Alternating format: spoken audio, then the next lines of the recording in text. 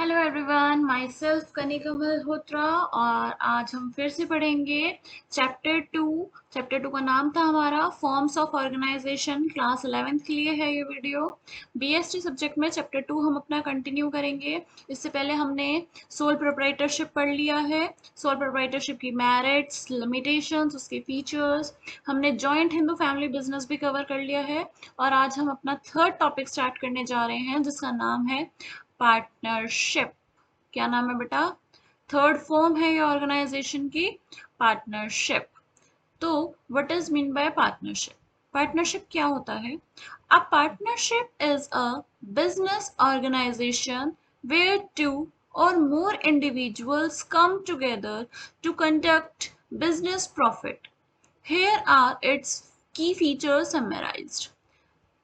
Partnership क्या होता है? पार्टनरशिप एक ऐसी बिजनेस ऑर्गेनाइजेशन है वेयर टू और मोर इंडिविजुअल्स कम टुगेदर, जहां पर दो या दो से ज्यादा लोग एक साथ आते हैं to conduct business for profit, और अपना एक बिजनेस स्टार्ट करते हैं।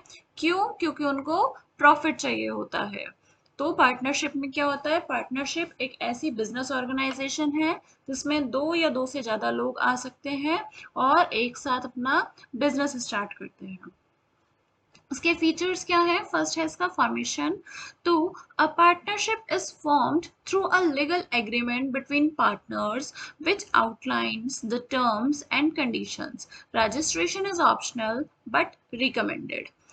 फॉर्मेशन कैसे होती है पार्टनरशिप में? तो पार्टनरशिप में एक लीगल एग्रीमेंट तैयार होता है बिटवीन बोथ द पार्टनर्स। अगर दो पार्टनर हैं तो तीन है तो तीन के बीच में एक लीगल एग्रीमेंट रेडी होगा जिसमें सारी टर्म्स लिखी जाएंगी, जिसमें सारी कंडीशंस लिखी जाएंगी। रजिस्ट्रेशन ऑप्शनल होता है लेकिन रिकमेंड किया जाता है कि उसका रजिस्ट्रेशन एक पार्टनरशिप का हमें करा लेना चाहिए। नेक्स्ट है लायबिलिटी। तो partnership have unlimited liability. Partners की अनलिमिटेड लायबिलिटी होती है, मतलब they are personally liable for the debts of the business. Creditors can claim personal assets if the business assets are insufficient. It means liability कैसी रहती है partners की? Unlimited रहती है। पार्टनर्स पर्सनली लायबल होते हैं अगर बिजनेस का कोई डेप्ट है, बिजनेस की कोई ऑब्लिगेशंस है, उसको कवर करना है तो पार्टनर्स खुद लायबल होंगे पूरे पूरे। Then third is risk bearing. Risk कैसे रहता है बेटा? All partner share the risk and profit of the business according to the partnership agreement. जैसा एग्रीमेंट में उन्होंने एग्रीमेंट करते हैं, वो उस एग्रीमेंट में जैसे लिखा होता है उसी अकॉर्डिंग सारे पार्टनर्स रिस्क बेयर करते हैं। तो all partners share the risk and profits of the business according to their agreement. जो भी उनका एग्रीमेंट होगा वो उसके अकॉर्डिंग रिस्क बेयर करते हैं, जितने शेयर का उनका एग्रीमेंट होता है। Then next is decision making and control. अब डिसीजन मेकिंग क्या होता है इसमें? पार्टनरशिप में क्या होता है? एग्रीमेंट होता है और डिसीजन जो लेते हैं वो हमारे पार्टनर्स ही लेते हैं उसी एग्रीमेंट पर। तो जो पार्टनरशिप होगा, पार्टनरशिप एक फर्म में जो डिसीजंस होंगे वो पार्टनर्स मिलकर लेंगे। मेजॉरिटी अप्रूवल देखा जाएगा और सब पार्टनर्स का इक्वल राइट होता है। Then next is continuity. Continuity, partnership lacks perpetual succession. It can dissolve upon the death, retirement or insolvency of a partner unless agreement states otherwise. Agreement नहीं होगा तो पार्टनरशिप एंड हो जाती है। जब किसी पार्टनर की डेथ हो जाती है, पार्टनरशिप डिसॉल्व हो जाती है, इंसॉल्वेंसी होती है, तब भी हमारी क्या होता है बेटा? हमारी पार्टनरशिप एंड हो जाती है। Next we are having number of partners. तो नंबर ऑफ पार्टनर्स क्या कैसे हो सकते हैं? The minimum number of partners is 2। Minimum numbers कितने होंगे पार्टनर्स के? 2 होंगे। And the maximum is typically 20 in most jurisdictions with some variations for professional firms. कुछ फर्म्स में अलग अलग हो सकता है, कुछ प्रोफेशनल फर्म्स में अलग नंबर हो सकते हैं। वैसे मिनिमम नंबर 2 होंगे और मैक्सिमम 20। ठीक है। Next, mutual agency. तो each partner acts as an agent for the partnership and can blind firm by their actions even without the consent of the other partners within the scope of the partnership's business. It means कि एक partner जो है वो as an agent भी इसमें काम कर सकता है। पार्टनरशिप फर्म में वो एज एन एजेंट भी वर्क कर सकता है, अपने एक्शंस कर सकता है without the consent of the other partner. तो हमने इसके फीचर्स पढ़े। फॉर्मेशन लीगल होती है, लायबिलिटी अनलिमिटेड होती है, रिस्क बेयरिंग सब करेंगे, डिसीजन मेकिंग सबका होगा, कंटिन्यूटी चलती रहेगी, लेकिन परपेचुअल सक्सेशन कम होता है, डिसॉल्व हो जाती है कई बार। और इसके बाद नंबर ऑफ पार्टनर्स हमने देखा 2, minimum and maximum 20, then mutual agency होती है। After this we will move to the next slide, partnership. अब हम पार्टनरशिप के फीचर्स हमने देखे, मेरिट्स देखते हैं, लायबिलिटीज देखते हैं, सॉरी लिमिटेशंस देखते हैं।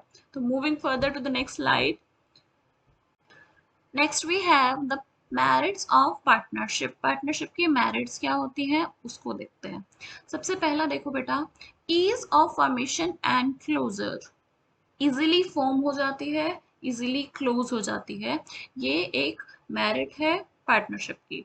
The next, partnership are straightforward to establish with the minimum legal formalities and they can be dissolved easily if needed. If needed you can dissolve it easily। और इसको start भी हम legal formalities थोड़ी बहुत होती हैं उसको हम पूरा करके पार्टनरशिप में आ सकते हैं। Then next we are having more fund. तो पार्टनर्स अगर ज्यादा होंगे हमारे पास ऑटोमेटिकली ज्यादा फंड आएगा।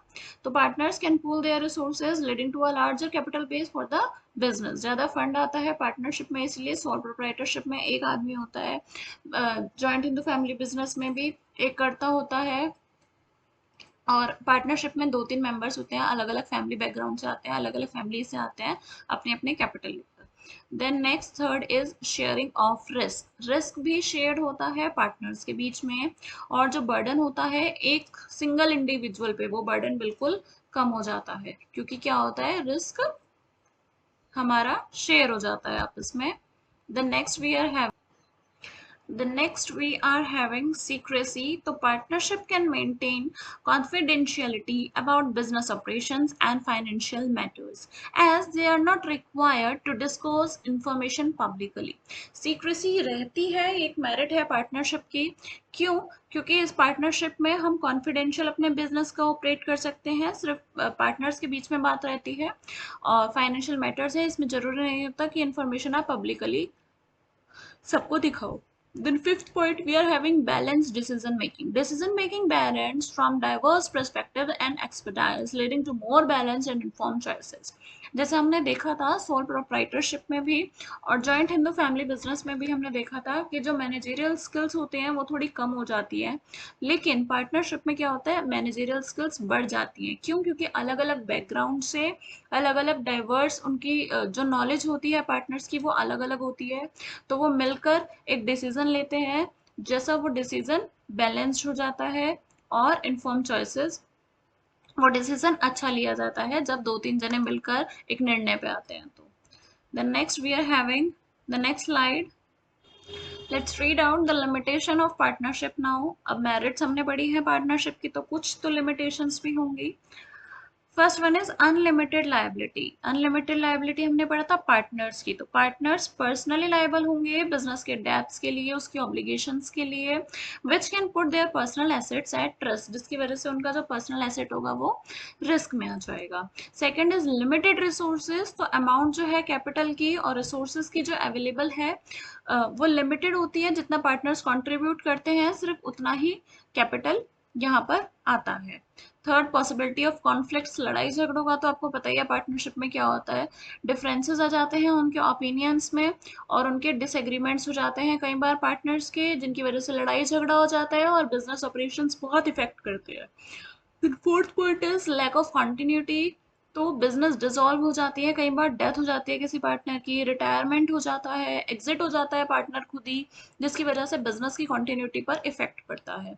And the last is lack of public confidence. Public को थोड़ा कम कॉन्फिडेंस रहता है पार्टनरशिप में, क्योंकि पार्टनरशिप में क्या होता है ना, लड़ाई झगड़ा हो जाता है, फाइनेंशियल स्टेबिलिटी कुछ नहीं रहती कि लॉन्ग रहेगा, हमारा लॉन्ग टर्म रहेगा, लॉन्गेटिविटी की भी हमारे पास चांसेस कम होते हैं, तो पब्लिक कॉन्फिडेंस थोड़ा कम रहता है पार्टनरशिप में।